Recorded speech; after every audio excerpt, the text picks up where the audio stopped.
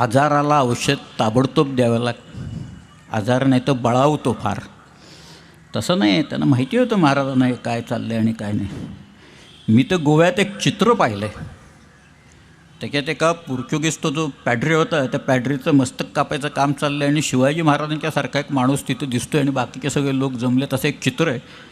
त्याचं साल जे काही होतं ना ते खोडून भलतंच साल लोकांनी त्याच्यावर घालून खोडलेलं सुद्धा दिसतं आहे त्याच्यावर स्पष्टपणे. ते चित्र मोठं पेंटिंग आहे, ऑइल पेंटिंग गोव्यात आहे.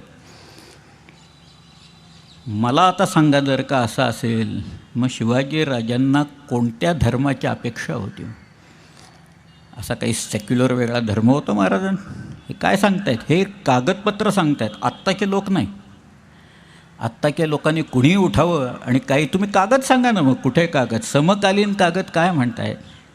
राजापूर लुटलं शिवाजी महाराजांनी. ते राजापूर लुटल्याच्या नंतर तिथला जो ऑक्झिंडन आहे किंवा त्याच्या आधी आपलं हेनरी रेव्हिंग्टन आहे तिथं, हा जो रेव्हिंग्टननी पत्र जी काही शिवाजी महाराजांना लिहिलेली आहेत त्याच्यात एक वरती तो कुणाला ॲड्रेस करतो माहिती आहे का?